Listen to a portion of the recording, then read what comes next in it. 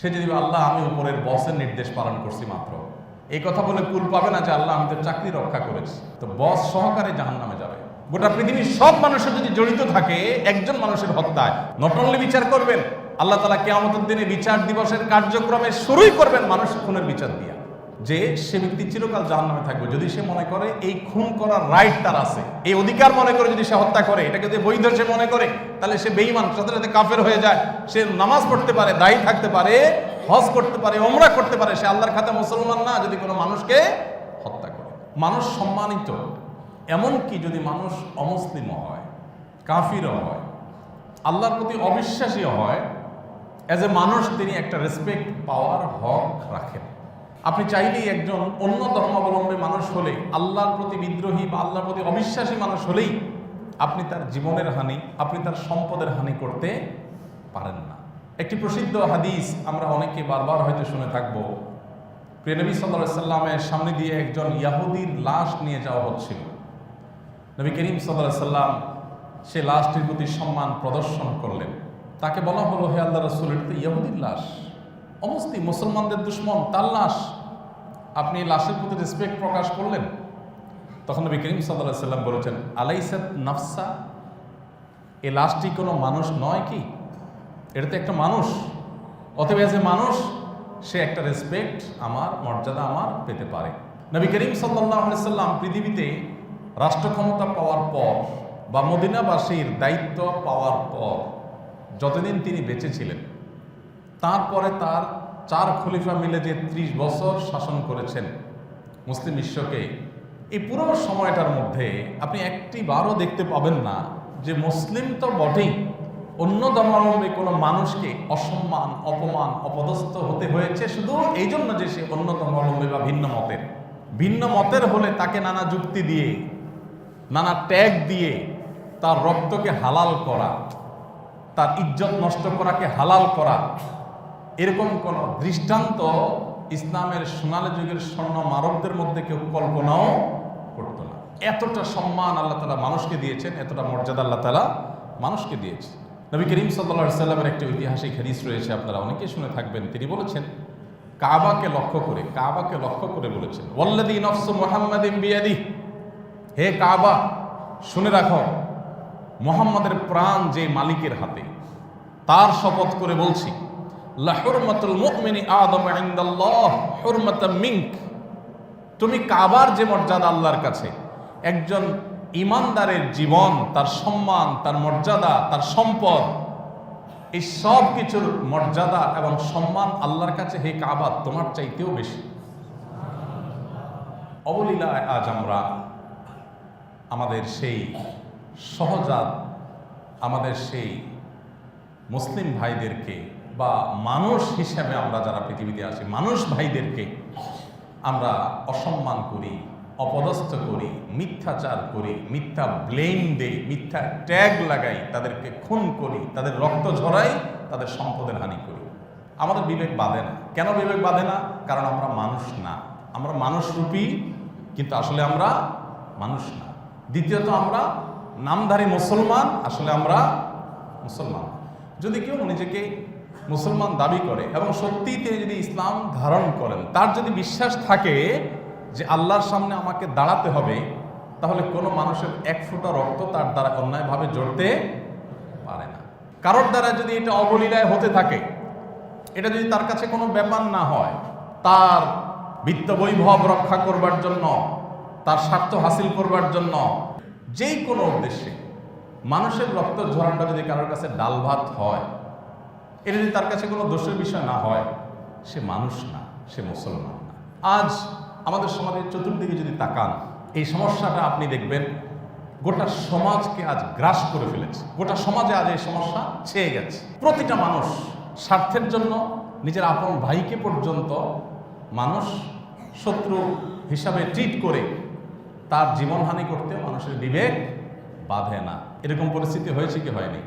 আমরা যারা নিজেদেরকে মুসলমান মনে করি, মসজিদে আসি, আমরা কি জানি কিয়ামতের ময়দানে আল্লাহ রাব্বুল আলামিনের কাছে সর্বপ্রথম কিসের জবাবদিহি করতে হবে? আমাদের জানা আছে। সবকিছুর আগে আল্লাহ তাআলা কোন বিষয়ে প্রশ্ন করবেন, কিসের বিচার করবেন?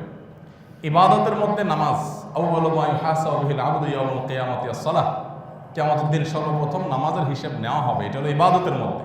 কিন্তু মানুষের অধিকার সংশ্লিষ্ট অন্য সব বিষয়, ইবাদতের বাইরের সব বিষয় আল্লাহ তাআলা যে বিচার করবেন, সেখানে সর্বপ্রথম শুরু হবে মানুষের খুনের বিচার দিয়ে, যে মানুষের খুন কে করেছে।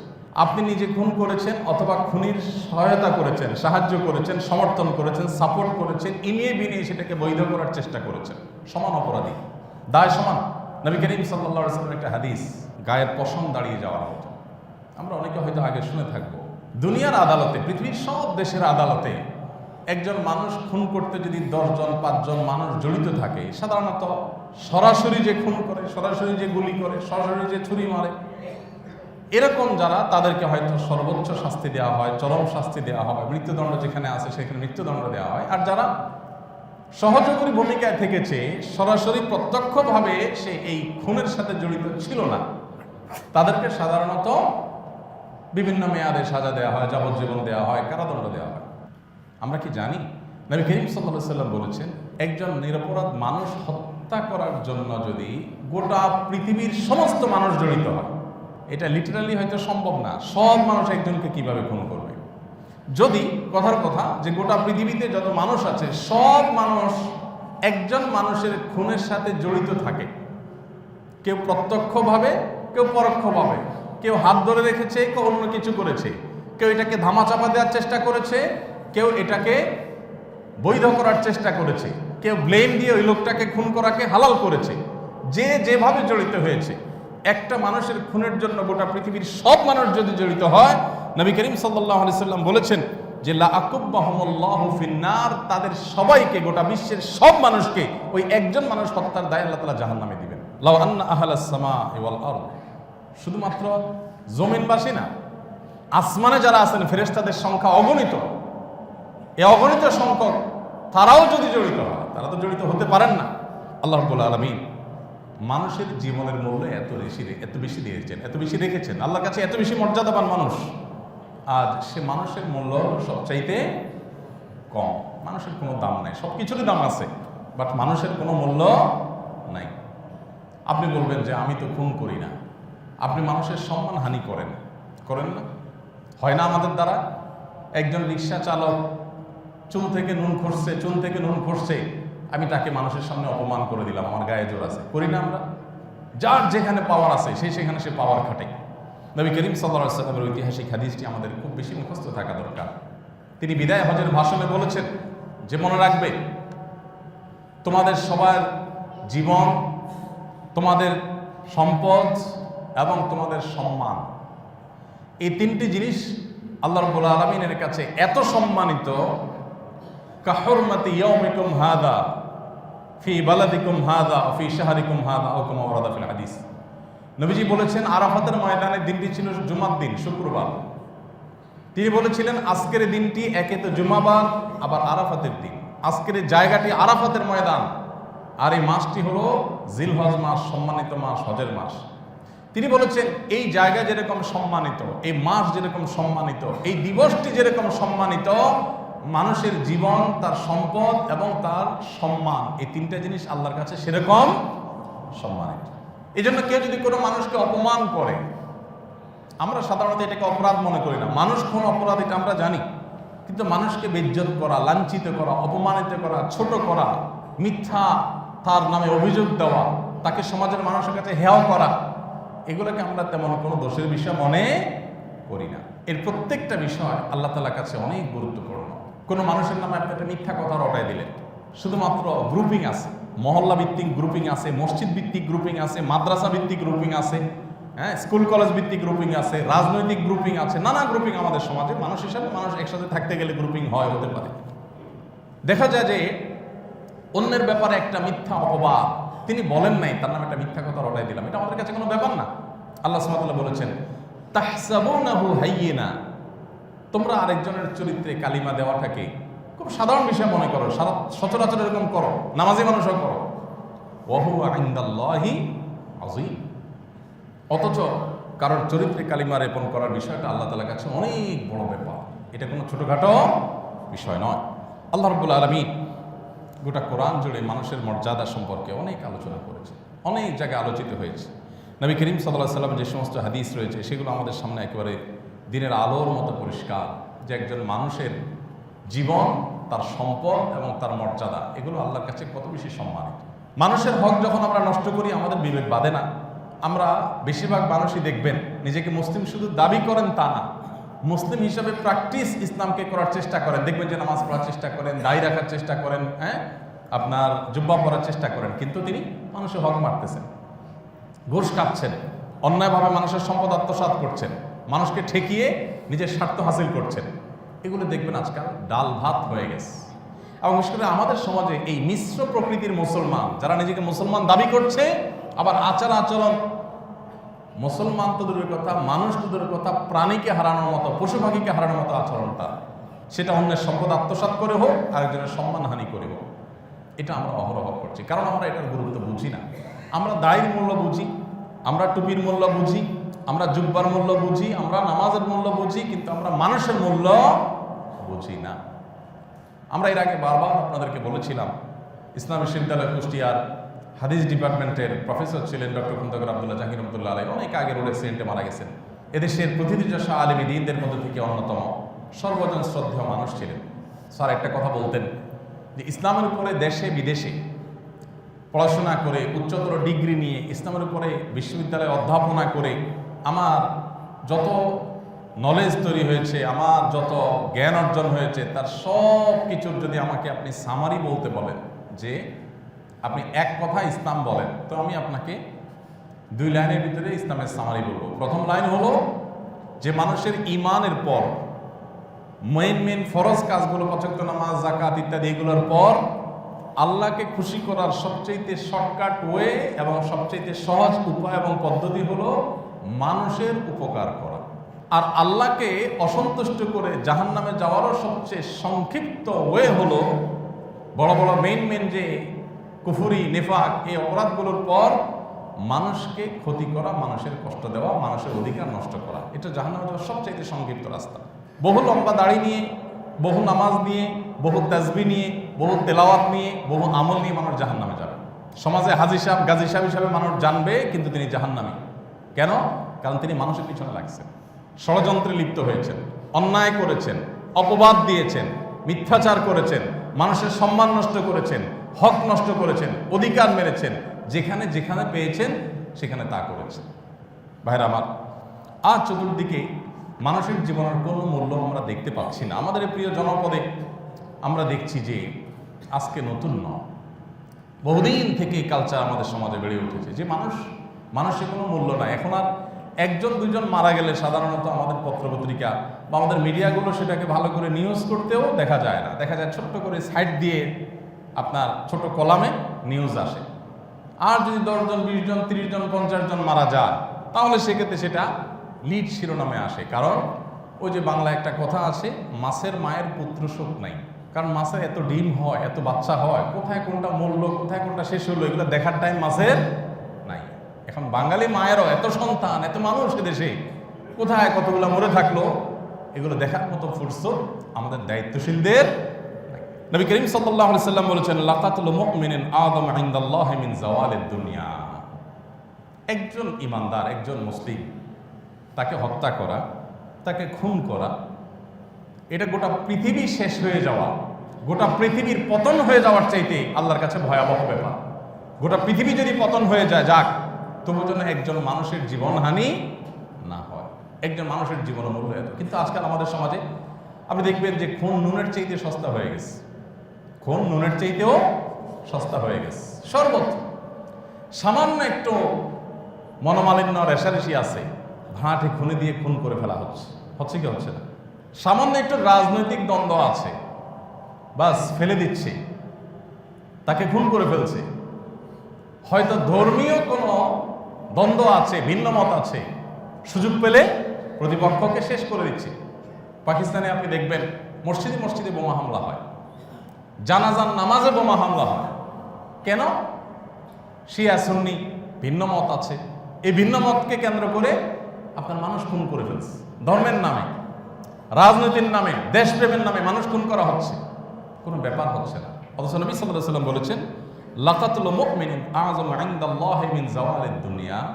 একজন মানুষের জীবনহানি করা, একজন ঈমানদারকে হত্যা করা, খুন করা, এটা কোনো দেশ না, গোটা পৃথিবীর পতন হয়ে যাওয়ার চাইতেও আল্লাহ তাআলার কাছে ভয়াবহ ব্যাপার। গোটা পৃথিবীর পতন হয়ে যায় যাক, কোনো দেশ পতন হওয়া তো দূরের কথা, গোটা পৃথিবী শেষ হয়ে যায় যাক, কিন্তু যাতে কোনো মানুষের জীবন অন্যায়ভাবে নষ্ট না হয়। কোরআনে কারিমে আল্লাহ রাব্বুল আলামিন মানুষ হত্যার ভয়াবহতা সম্পর্কে সবচেয়ে কঠোর কথা যে আয়াতে বলেছেন সেটি হলো ওমাই ইয়াকতুল মুমিনান মুতাআম্মিদা, যে ব্যক্তি ইচ্ছাকৃতভাবে কোনো মুমিনকে খুন করবে, হত্যা করবে, ফাজাযাউহু জাহান্নাম, তার শাস্তি হবে কি? জাহান্নাম। সে যদি আল্লাহ আমি উপরের বসের নির্দেশ পালন করছি মাত্র, তো বস সহকারে জাহান্নামে যাবে। এই কথা বলে কুল পাবে না যে আল্লাহ আমি তো চাকরি রক্ষা করেছি, আল্লাহ আমি তো অর্ডার পালন করেছি। কোনো রক্ষা হবে? কোনো রক্ষা হবে না। মনে রাখবেন ওই হাদিস নবী সাল্লাল্লাহু আলাইহি ওয়াসাল্লামের, যেখানে বলেছেন গোটা পৃথিবীর সব মানুষের যদি জড়িত থাকে একজন মানুষের হত্যায়, সব মানুষকে আল্লাহ জাহান্নামে দিবেন। তারপর ওই একটা হত্যার বিচার আল্লাহ তাআলা নট অনলি বিচার করবেন, আল্লাহ তাআলা কিয়ামতের দিনে বিচার দিবসের কার্যক্রমে শুরুই করবেন মানুষ খুনের বিচার দিয়া। অন্য সব কিছু পরে, সব কিছুর আগে বিচার হবে কিসের? মানুষ খুনের বিচার। আজকে সেটা ডালভাত হয়ে গেছে। তো আল্লাহ বলছেন ওমা ইয়াকতুল মুমিনান মুতাআম্মিদা, যে ব্যক্তি কোনো ঈমানদারকে ইচ্ছাকৃতভাবে হত্যা করবে, ফাজাযাউহু জাহান্নাম, তার ঠিকানা হবে কোথায়? জাহান্নাম। সে যত নেকামল করুক, তার মুখে দাড়ি থাকতে পারে, সে হজ ওমরা করতে পারে, তাসবিহ তাহলিল করতে পারে, দান সাদাকা করতে পারে, কিন্তু সে কোনো মানুষ খুনের সাথে জড়িত হয়েছে, অর্ডার দিয়ে, অর্ডার তামিল করে, যেই কোনোভাবে যদি সে জড়িত হয়ে থাকে, তার শাস্তি হলো জাহান্নাম। শুধু জাহান্নামে যাবে তা না, খালিদান ফিহা, সে জাহান্নামে চিরকাল থাকবে। অনেক মুফাসসিরগণ বলেছেন, তার মানে সে যদি এটাকে তার রাইট মনে করে, যে একটা তকমা দিয়ে, একটা ব্লেম দিয়ে, একটা ট্যাগ লাগাই দিয়া এদেরকে হত্যা করাটাকে জায়েজ মনে করলাম, কোন একটা আজকাল অনেক কিছু বললে, অনেক নাম দিলে, অনেক ট্যাগ দিলে, অমুক গ্রুপের, অমুক দলের, অমুক অনুসারী, এগুলো বললে আর তারা হত্যা করলেও সমাজের মানুষও দোষে কিছু মনে করে না, ঠিক আছে মনে করে। আল্লাহ বলছেন যে সে ব্যক্তি চিরকাল জাহান্নামে থাকবে যদি সে মনে করে এই খুন করার রাইট তার আছে, এই অধিকার মনে করে যদি সে হত্যা করে, এটাকে যদি বৈধ সে মনে করে, তাহলে সে বেঈমান, সাথে সাথে কাফের হয়ে যায়। সে নামাজ পড়তে পারে, দায়ী থাকতে পারে, হজ করতে পারে, ওমরা করতে পারে, সে আল্লাহর খাতে মুসলমান না যদি কোনো মানুষকে হত্যা করে, এবং সে চিরকাল জাহান্নামে থাকবে। এক। দ্বিতীয়ত, ওয়াগাদিবাল্লাহু আলাইহি, আল্লাহ রাব্বুল আলামিন তার উপরে ক্রোধান্বিত হন, রাগান্বিত হন। আল্লাহর রাগ, এটাকে নিয়ন্ত্রণ করবা কোনো ক্ষমতা, কোনো ওয়ে তার কাছে আর থাকবে না। ওয়ালা আনাহ, এবং আল্লাহ তাআলা তার রহমত থেকে দূরে সরাই দিবেন। আল্লাহর রহমতের ধারে কাছে সে থাকতে পারবে না।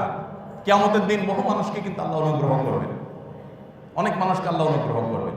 একজন মানুষ অপরাধ করেছে, আল্লাহ তাআলা তাকে তার কুদরতি চাদরে জড়িয়ে বলবেন, আতাজকুরু যামবা কাযা ওয়া কাযা, তুমি দুনিয়াতে অমুক চিপায় অমুক পাপ করেছিলে, অমুক কক্ষ দরজা বন্ধ করে গুনাহ করেছিলে, অমুক জায়গায় অন্যায় করেছিলে, মনে পড়ে?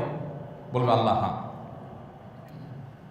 তখন বান্দা যদি আল্লাহর কাছে ক্ষমা চায়, কোনো কোনো ক্ষেত্রে এমন হবে, সবার জন্য না, যে আল্লাহ তাআলা বলবেন যাও, সেদিন তোমার এই পাপ আমি গোপন রেখেছিলাম, মানুষের সামনে তোমাকে অপদস্থ করি নাই। মানুষ তোমাকে জানতো ভালো ছেলে, ভালো মানুষ, তুমি তলে তলে পাপিষ্ঠ ছিলে, মানুষ জানতো না। আমি সেদিন যেহেতু গোপন রেখেছি, এবং তুমি তোমার অপরাধের দায়ে দুঃখবোধ তোমার মধ্যে আছে, তোমাকে আজ আমি মাফ করে দিলাম, এবং কিয়ামতের ময়দানে সবার সামনে তোমাকে বেইজ্জত করলাম না। এইভাবে বহু মানুষের প্রতি আল্লাহ তাআলা কিয়ামতের ময়দানে অনুগ্রহ করবেন।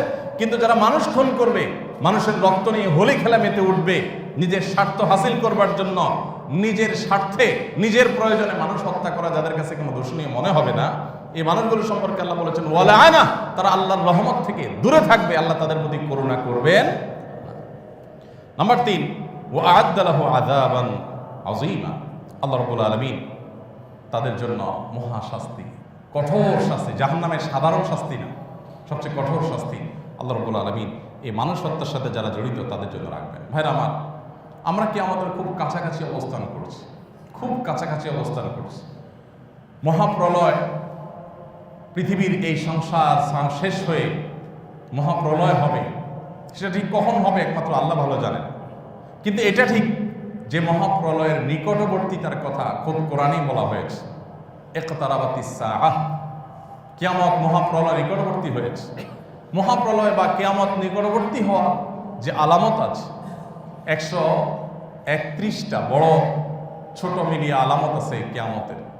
এই আলামতগুলোর মধ্যে থেকে একটি আলামত হলো, নবী সাল্লাল্লাহু আলাইহি ওয়াসাল্লাম বলেছেন, কিয়ামত যখন কাছাবর্তী নিকটবর্তী হবে তখন ইয়াকফুরুল হারজু ওয়াল মারজ আল কতল, পৃথিবীতে মানুষ হত্যা, খুন এটা বেড়ে যাবে, এটা ডালভাত হয়ে যাবে। মানুষকে হত্যা করত যে সমস্ত অস্ত্র দিয়ে, সে অস্ত্র দিয়ে একজন মানুষকে হত্যা করা যেত, একটা অস্ত্র দিয়ে একসাথে একজন মানুষকে হত্যা করা যেত। এখন পৃথিবী আধুনিক হয়েছে, পৃথিবী উন্নত হয়েছে, মানুষ এমন সব অস্ত্র আবিষ্কার করেছে, একটি অস্ত্র একটি দেশ একটি অঞ্চলকে ভ্যানিশ করে দেওয়ার জন্য যথেষ্ট। আগে মানুষ যেই রেশিওতে মারা যেত, এখন যুদ্ধ বিগ্রহেতে তার চাইতে বহুগুণ বেশি মানুষ মারা যায়। আগে মানুষ ক্ষমতা রক্ষার জন্য, স্বার্থ হাসিল করার জন্য, শত্রুতা উদ্ধার করার জন্য মানুষ খুন করত। ফেরাউন খুন করেছিল, করছে না করে নেই? কেন খুন করেছিল? তার ক্ষমতাকে ধরে রাখার জন্য। সে খুনের নির্দেশ করেছে, যত শিশু আসবে শিশু হত্যা করে ফেলো, কারণ তাকে গণকরা জানিয়েছে যে একটা শিশুর জন্ম হবে যে আপনার ক্ষমতা থেকে আপনাকে নামিয়ে ছাড়বে। তখন সে আতঙ্কিত হয়ে, গণকদের কথা বিশ্বাসী হয়ে যত শিশু তার রাজ্যে জন্মগ্রহণ করেছে, ছেলে শিশু সবার জন্য হত্যার নির্দেশ দিয়েছে। কোরআনে আল্লাহ বিস্তারিত ঘটনা উল্লেখ করেছেন। মূসা আলাইহিস সালাম ঠিক ওই সময় জন্মগ্রহণ করেছেন, যেখানে ফেরাউন সেখানেই মূসা আলাইহিস সালাম। আল্লাহ তাআলার কুদরত দেখেন। মানুষ আসলে চাইলেই যে সব কিছু করতে পারে তা না। মানুষ অনেক কিছুই চায়, নিজেকে অনেক ক্ষমতাবান মনে করে, কিন্তু আল্লাহ তাআলা কিভাবে কখন তাকে বেইজ্জত করে শেষ করেন সেটা একমাত্র আল্লাহ তাআলাই জানেন। ফেরাউন যেখানে তার প্রতিপক্ষ দুনিয়াতে আসতেই যেন না পারে, তার ক্ষমতা যেন না নামতে হয়, তাকে হত্যার জন্য শিশু হত্যার গণহত্যার অর্ডার দিয়ে দিল। গণহত্যা হলো, গণহত্যা শুরু হলো। আল্লাহ তাআলার ফয়সালা দেখেন। মূসা আলাইহিস সালামের মা যখন দেখলেন যে শিশু হত্যা করা হচ্ছে মা বাপের সামনে, রাষ্ট্রের সামনে কিচ্ছু করার ক্ষমতা নাই, ভীত সন্ত্রস্ত, দেখলেন যে ছেলেটা চোখের সামনে খুন হবে, এই দৃশ্য দেখে সহ্য করতে পারবো না, একটা বাক্স তৈরি করে বাক্সের মধ্যে বাচ্চাটাকে রেখে বাড়ির পাশে থাকা নদীতে ভাসায় দিলেন, যে নদীতে ভেসে যেয়ে ডুবে মরে যাক কোথাও, তাও চোখের সামনে আমি খুন হইতে দেখতে পারি না। আল্লাহ তাআলা সে বাক্স ভাসাতে ভাসাতে ভাসাতে এমনভাবে তৈরি করেছেন নৌকার মতো, ওইটা নিয়ে একদম ফেরাউনের বাড়ির ঘাটে, রাজ দরবারের রাজবাড়ির ঘাটে আল্লাহ তাআলা নিয়ে ঠেকিয়েছে।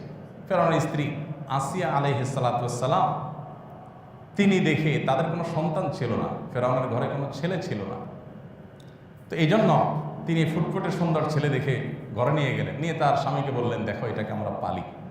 ফেরাউনও চিন্তা করলো যে বাহিরে কার ঘরে সন্তান হবে, সে বড় হয়ে আমার বিরুদ্ধে বিদ্রোহ করবে, আমাকে নামাবে, এটা তো একটা রিস্কের ব্যাপার। কিন্তু ভালো কথা যে কোনো মা ভয়ে সন্তানকে আমার ভয়ে নদীতে ভাসায় দিচ্ছে, এখন সেটাকে আমার সন্তান হিসেবে লালন পালন করলে, আমার রাজদরবারে ছোটবেলা থেকে বড় করলে, এটা তো আর রিস্ক নাই, এটা তো আমার ঘরের সন্তান হয়ে যাবে। বড় হলো সেখান থেকে। পরের ইতিহাস আর আমাদের কারোর অজানা না। আল্লাহ রাব্বুল আলামিন যখন কাউকে সোজা করবেন, তার দম্ভকে আল্লাহ যখন চূর্ণ করবেন, তখন শত্রু শুধু রাখবেনই না, তার ঘরে শত্রুকে বড় করবেন। চিন্তা করেছে ফেরাউন যে এই মূসার কারণে আমাকে নিমজ্জিত হতে হবে, আমার পতন হবে, কিন্তু আল্লাহ তাআলা সেটা করেছে। ভাইরা আমার, তো কিয়ামতের আলামত সমূহের মধ্যে থেকে একটা হলো মানুষ, গণহারে মানুষ হত্যা করা হবে, এটা কোনো মূল্য থাকবে না। ফেরাউনের সময় হয়েছে, ফেরাউন করেছে, কিন্তু এখন পৃথিবীতে আপনি দেখেন সিরিয়া, আপনি দেখেন আফগানিস্তান, আপনি দেখেন ইরাক, আপনি দেখেন, সবচেয়ে অবাক করা বিষয় হলো পৃথিবীর সমস্ত মুসলমানদের ভূখণ্ডগুলোতেই গণহত্যা চলে। অমুসলমানদের ভূখণ্ডে আপনি দেখতে পারবেন না। একটা দেশ দেখানো কঠিন হবে যে খ্রিস্টান দেশ, হিন্দু দেশ বা অন্য কোনো দেশ, তাদের উপরে টর্চার চলতেছে। চীনে এত জাতিগোষ্ঠী বসবাস করে, কিন্তু জুলুম হয় কাদের উপরে? উইগুরের মুসলমানদের উপরে। ভারতে এত ধর্মের মানুষ বসবাস করে, ভারতের কেরালা রাজ্যে কোনো কোনো রাজ্যে প্রচুর খ্রিস্টান আছে, হিন্দু আছেই, কিন্তু দেখবেন যে সেখানে গণহত্যা এবং জুলুম চলছে শুধু একটা জায়গায়। সেটা কোথায়? মূলত সবচেয়ে বেশি জুলুম চলছে কাশ্মীরে। আপনি দেখবেন পৃথিবীর যতগুলো দেশে যুদ্ধ বাঁধিয়ে দেওয়া হয়েছে, গণহারে খুনের শিকার হচ্ছে, সেই ভূখণ্ড দেখবেন কাদের ভূখণ্ড? মুসলমানদের ভূখণ্ড। আল্লাহ রাব্বুল আলামিন কিয়ামতের এই ভয়াবহ আলামত, মানুষের জীবনের মূল্য যেখানে সস্তা হয়ে গেছে, আল্লাহ রাব্বুল আলামিন এরকম পরিস্থিতিতে আমাদেরকে ঈমানের উপরে, সততার উপরে, সত্যের উপরে অটল থাকার তৌফিক দান করুন। কিয়ামত যখন কাছাকাছি আসবে, নিহত মানুষ যাকে খুন করা হয়েছে সেও জানবে না আমাকে কেন খুন করা, আমার অপরাধটা কি। এখন সে পরিস্থিতি আসে না নাই? যে খুন করবে সেও জানবে না কেন খুন করেছে, কোনো অর্ডার তামিল করেছে, টাকা পাইছে, ভাড়াটে খুনি খুন করে দিয়েছে, সামান্য একটু বেতন পাইছে, ভাতা পাইছে, খুনের জন্য চুক্তি করছে, টাকার বিনিময়ে সে মানুষ খুন করছে। যাকে খুন করেছে সে নিজেও জানে না কেন খুন করেছে, আর যে খুন হয়েছে সেই বেচারাও জানে না আমার অপরাধটা কি আসে। দেখেন, ঘটনাগুলো ঘটছে এখন পৃথিবীতে, আর এগুলোর ভবিষ্যৎবাণী করেছেন নবী সাল্লাল্লাহু আলাইহি ওয়াসাল্লাম 1450 বছর আগে। এগুলো আমাদের ঈমান বৃদ্ধিতে সহায়তা করে কি করে না? যে নবী সাল্লাল্লাহু আলাইহি ওয়াসাল্লাম আল্লাহর পক্ষ থেকে ওহী প্রাপ্ত, তিনি মন থেকে কিছু বলেন নাই, তার সবগুলো পৃথিবীতে আমরা আজ দেখতে পাচ্ছি। আল্লাহ রাব্বুল আলামিন এই ধরনের পরিস্থিতিতে আমাদেরকে সবসময় অন্যায়কে অন্যায় বলার মতো মানসিকতা আল্লাহ তাআলা দান করুন। আমি বলছিলাম যে আমাদের সমাজে, আমাদের মাঝে মানুষ হিসেবে রাজনৈতিক মতপার্থক্য, ধর্মীয় মতপার্থক্য, গোষ্ঠীগত, অঞ্চলগত, ভাষাগত নানা রকম মতপার্থক্য আমাদের মধ্যে আছে। এগুলোর কারণে আমরা যেন অন্ধ হয়ে না যাই, ধর্মের নামে আমি একটা থট, আমি একটা পদ্ধতি, আমি একটা মেথড অনুসরণ করি। এর মানে এই না যে আমার মেথডের কেউ অন্যায় করলে আমি সেটাকে ন্যায় বলবো, অথবা আমার বিরোধী মেথডের কেউ কোনো ন্যায় করলে সেটাকে আমি অন্যায় বলবো, আর অন্যায় না বললেও আমি সেটাকে অন্যায় বলবো। এটা কোনো মুসলমানের চরিত্র হতে পারে না। ওয়ালা ইয়াজরিমান্নাকুম শানাআন কওমিন আল্লা তা'দিলু ই'দিলু হুয়া আকরাবু লিত-তাকওয়া। আল্লাহ বলেছেন, তোমার সাথে কারো শত্রুতা আছে, থাকতে পারে, মানুষ চলতে গেলে শত্রুতাই হয়। ভিন্ন মতের বা শত্রু হলে তার প্রতি অবিচার করা, তার প্রতি জুলুম করা, অথবা তার প্রতি মিথ্যা ব্লেম করা, এরকম কোনো কিছু তোমার করার কোনো রাইট নাই। অ্যাজ এ মুসলিম, ই'দিলু হুয়া আকরাবু লিত-তাকওয়া, তুমি সব সময় ইনসাফ করে চলবে, এটাই তাকওয়ার কাছাকাছি। অতএব অন্যায়কে অন্যায় বলতে হবে, অন্যায়ের সঙ্গ দেওয়া যাবে না কোনো অবস্থাতে। আল্লাহ তাআলা কোরআনে বলেছেন, ইয়া আইয়ুহাল্লাযীনা আমানুত্তাকুল্লাহ ওয়া কুনু মা'আস সাদিকিন। হে ঈমানদারগণ, তোমরা তাকওয়া অবলম্বন করো আর সত্যবাদীদের সাথে থাকো। যারা সত্য কথা বলে তাদের সঙ্গে থাকো, মিথ্যুকের সঙ্গে থাকিও না, মিথ্যাবাদীর সঙ্গে অবলম্বন করা যাবে না। নবী সাল্লাল্লাহু আলাইহি ওয়াসাল্লাম বলেছেন, আয়াতুল মুনাফিকি সালাত, মুনাফিকের 3টা মার্কা আছে। কয়টা মার্কা? ইজা হাদ্দাসা কাযাব, যখন সে কথা বলবে মিথ্যা বলবে, মিথ্যা ছাড়া সে কথা বলতে পারে না, সব কথাতেই তার কি থাকবে? মিথ্যা থাকবে। ওয়া ইযা ওয়া'আদা আখলাফ, যখন সে ওয়াদা করবে ওয়াদার উল্টা করবে, কথা যা বলবে করবে তার উল্টাটা। ওয়া ইযা আতুমিনা খান, আমানত তার কাছে রাখা হলে সে আমানতের খেয়ানত করবে। তো এইরকম পরিস্থিতি থেকে আমাদেরকে মুক্তি পাওয়ার চেষ্টা করতে হবে। মনে রাখবেন, দিন শেষে আমাকে, আপনাকে, সবাইকে আল্লাহর সামনে দাঁড়াতে হবে। আমি অত্যাচার করলে আমাকেও দাঁড়াতে হবে, আর অত্যাচারিত যে তারও আল্লাহ তাআলার সামনে দাঁড়াতে হবে। উভয়ের প্রাপ্য আল্লাহ তাআলা যথাযথভাবে বুঝিয়ে দিবেন। আমি ওয়াজ ও নসিহত করলে আমাকেও আল্লাহর সামনে দাঁড়াতে হবে, যিনি ওয়াজ নসিহত শুনেছেন তাকেও।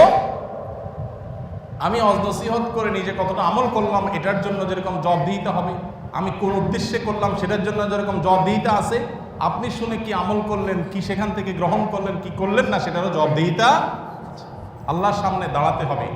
এই জবাবদিহিতার বোধ আমাদেরকে একমাত্র সঠিক পথে পরিচালিত করতে পারে। আল্লাহ তাআলা আমাদের সবাইকে সবসময় ন্যায়ের সঙ্গ অবলম্বন করার তৌফিক দান করুন। সকল প্রকার অন্যায়, সকল প্রকার অবিচার, সকল প্রকার মিথ্যা, এগুলোর ব্যাপারে আল্লাহ তাআলা আমাদেরকে সর্বোচ্চ সতর্ক থাকার তৌফিক দান করুন।